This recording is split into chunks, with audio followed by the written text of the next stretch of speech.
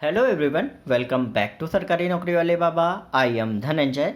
जितने भी हमारे एसएससी सीजीएल के स्टूडेंट हैं, आज मैं आपके लिए सैलरी स्लिप लाया हुआ हूं और वो है आपके मिनिस्ट्री ऑफ एक्सटर्नल अफेयर्स की। जब आप as a assistant section officer आप सेलेक्ट होते हो तो आपकी सैलरी जो है वो आपकी क्या रहती है, और आफ्टर 5 ईयर्स अगर आप 5 ईयर्स कंप्लीट कर लेते हो तो उसके बाद आपका बेसिक पे आपको अलग अलग अलाउंस जो है वो आपको यहाँ पर क्या मिलते हैं। सबसे पहली चीज़ मैं आपको बता दूं कि भाई जितने भी हमारे स्टूडेंट जो एसएससी सीजीएल 2019, 2020, 2021 में एज ए एमईए में एज ए एएसओ ज्वाइन करने वाले हैं, उनको ये पता होना चाहिए, जिससे कहीं ना कहीं उनको एक तैयारी में मोटिवेशन मिलता है। खास तौर से 2021 वाले स्टूडेंट, उनका अभी एग्जाम प्रीलिम्स का अप्रैल में लगा हुआ है। ठीक है, तो यहाँ पर मैं आपको क्लियर कर दूँ, ये जिस एम्प्लॉय की सैलरी स्लिप है वो ऑलरेडी उसकी 2 साल की फॉरेन पोस्टिंग ऑलरेडी हो चुकी है। उसके बाद वापस से उसने आके दोबारा से दिल्ली में अब वापस से उसने ट्रांसफ़र ले लिया है। ठीक है, तो आज मैं उसकी मैं सैलरी स्लिप दिखाऊंगा, साथ ही साथ आपको क्या क्या अलाउंस जो होते हैं वो आपको मिलते हैं। जब आप फॉरेन में होते हैं तब क्या मिलते हैं, जब यहाँ पे होते हैं तो आपको अलग से क्या मिलते हैं। तो यहाँ पर जैसे कि आप देख रहे हैं, यहाँ पर आपका एम्प्लॉय नेम लिखा हुआ है, डिजिग्नेशन आपका लिखा हुआ है assistant section officer, salary month आपका जनवरी 2022 का, पेमेंट फॉर द पीरियड आपका ये है। एक चीज़ आप ध्यान रखें, किसी में आपके 30 दिन होते हैं महीने में, किसी में 31 दिन, जैसे फरवरी में 28 होते हैं। तो सैलरी आपकी डिपेंड करती है कि आपका बेसिक क्या है, ना कि आपके डेज पे। ठीक है, ये आप ध्यान रखिएगा।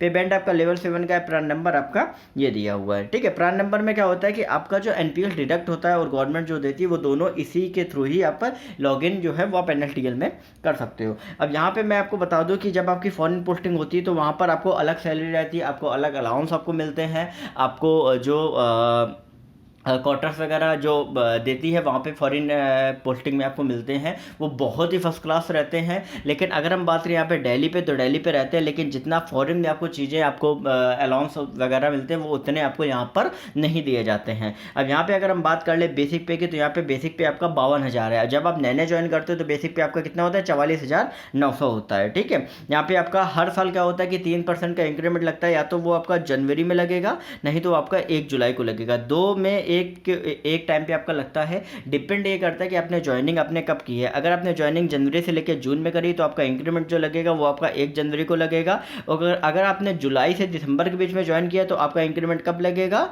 1 जुलाई को लगेगा। ठीक है, बात आपको क्लियर हो गई। अब यहाँ पे अगर हम बात करें डीए की, तो अभी आपका 31% आपका डीए जो है आपका है। अभी हाल ही में अभी एक दिन पहले 3% और अनाउंस हुआ है। ठीक है, ये जनवरी की है, इस वजह से 31% के हिसाब से आपका ये है। एचआरए आपका 14,040 हो गया, टीपीटी आपका 4716। अब टीपीटी के लिए मैंने आपको ऑलरेडी वीडियो बनाया हुआ है, क्योंकि टीपीटी आपका ग्रेड पे के अकॉर्डिंग मिलता है। 1800 ग्रेड पे के लिए अलग होता है, 2400 के लिए अलग, 2800 के लिए अलग, इस तरीके से आपका रहता है। ठीक है, तो टोटल अगर आप देखोगे तो 86,876 रुपये आपकी टोटल सैलरी जो है वो आपकी बनती है। लेकिन अगर हम यहाँ पे बात कर लें कि आपकी जब आप इनिशियली ज्वाइनिंग करते हैं तो आपकी सैलरी आपकी क्या रहेगी, तो लगभग आप ये मान लीजिए कि 80,000 के आसपास इनिशियल आपकी सैलरी जो है वो आपकी यहाँ रहने वाली है। ठीक है, अब यहाँ पे हम क्लियर कर दें कि आपका क्या क्या डिडक्शंस होते हैं। तो CGI EIS का आपका 60 रुपीज़ होता है, CGHS 650। इसमें आपको सेमी प्राइवेट वार्ड आपको मिलता है जब आप कभी एडमिट होते हैं, फैमिली मेम्बर आपके ऊपर जो डिपेंडेंट है वो एडमिट होता है। ठीक है, अब CGHS में आपका क्या होता है कि जितने भी प्राइवेट हॉस्पिटल जिनमें CGHS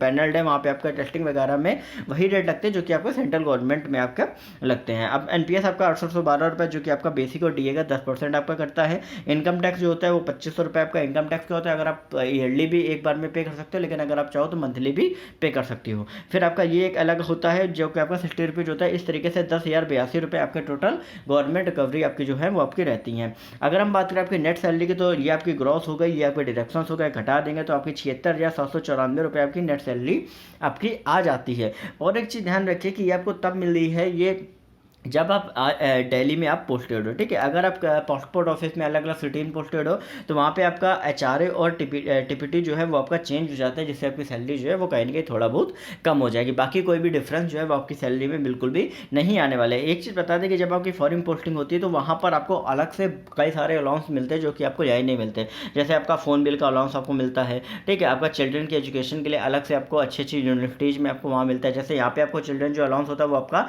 27,000 रुपये आपका आपको मिलता है 2 चिल्ड्रन तक आपको मिलता है, ठीक है। और वहाँ पे आपको कहीं ना कहीं इससे ज़्यादा मिलता है, ठीक है। आपकी जो करेंसी होती है उसी के अकॉर्डिंगली पूरा आपका रहता है। बाकी आपको अलग अलग जैसे मान लो हाउस रेंट लॉन लीज वगैरह पे आपको अलग से घर वगैरह मिलते हैं जो कि बहुत ही वेल फर्निश्ड आपके रहते हैं। बाकी आपका अगर आप जैसे अपना कार या बाइक वगैरह अगर आप वो करते हो तो उस तरीके से भी आपका अलग अलग सिटीज़ में अलग अलग कंट्रीज में अगर आपका ट्रांसफ़र होता है उस तरीके से आपके अलाउंस जो होते हैं वो आपके हर कंट्री में आपका वेरी करते हैं। मैंने एक ऑलरेडी वीडियो बनाया हुआ है जो कि आपको राइट साइड में आई बटन में देख सकते हैं, उसमें फॉरेन पोस्टिंग बारे में हर एक चीज़ आपको क्लियर बताई गई है। ओके, तो अगर आपको ये जानकारी अच्छी लगी हो तो चैनल को सब्सक्राइब करना मत भूलिए, वीडियो को लाइक जरूर करें। ओके।